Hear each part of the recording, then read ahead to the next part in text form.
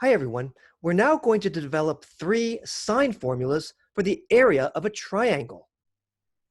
And actually, we're going to be able to compute the area using these formulas in the SAS case, meaning that we know two side lengths of a triangle and the included angle between them. For example, side lengths little a and little b, and angle measure big C. So we have all three letters involved here.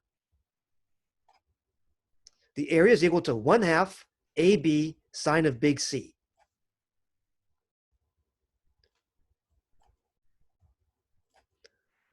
You can think of it as half the product. I'll circle this. You can think of it as half the product of two sides and the sine of the included angle between them. And this represents the third letter. You need to have all three letter types, an A, a B, and a C. Well, likewise, and the proof that I'm going to show you can be altered in corresponding ways, but you can show that the area also equals 1/2 BC sine big A. That's if you know little b, little c, and big A. Also 1/2 little a, little c times sine of big B.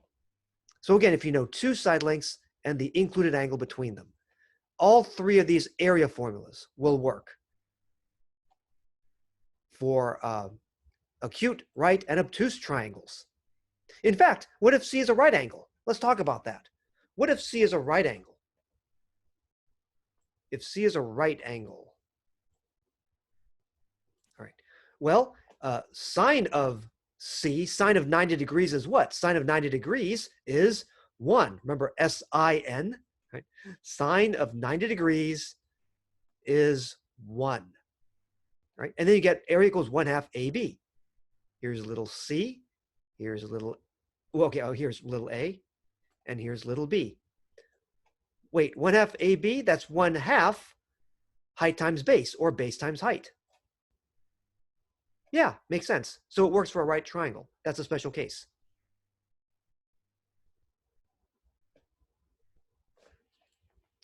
Okay, so all three of these work. Now I'm going to show you something really cool. Well, first of all, let's do a proof. I'm going to prove this for you. Okay, and the ideas of the proof, so we're going to get to that, all right? And we're going to see why it's in this section. All right, so let's talk about the proof of this. Let's take this model triangle, all right? Well, again, the area of a triangle in general is, in your old geometry class, 1/2 base times height. And fortunately, we're going to be able to use B here as our base. So 1/2 base times height. The problem is H is not given to us. We have to find it. I'm giving you the things in purple, little a, little b, and big C. SAS information. Well, let's look at this triangle in red. This triangle in red here. I know little a, I know big C, I want little h in blue. So I'd like to relate an angle, the opposite side, and the hypotenuse. Sine does that. Sine of C is opposite over hypotenuse, h over a. Remember, h is height, not hypotenuse. A is the hypotenuse.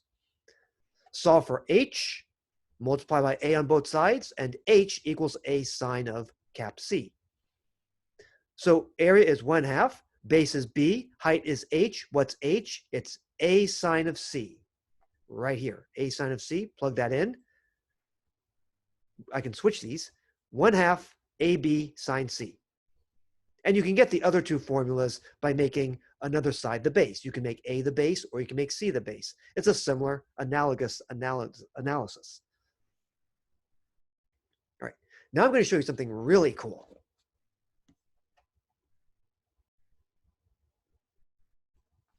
So we have these three formulas for the area of a triangle in terms of the sine function. I'm going to equate these formulas for the area. Let's multiply all three parts here by 2. So we basically cut out the 1/2s. And what do you think I'm going to do next? Take a look here. We're going to divide by something. In fact, 3 things. We're going to divide by A, B, and C on all 3 parts Take a good look at this. What happens? And what do you get?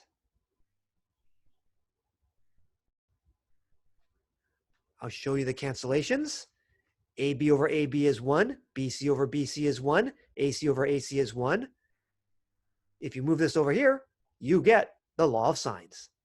That's a proof. Next time, the law of cosines.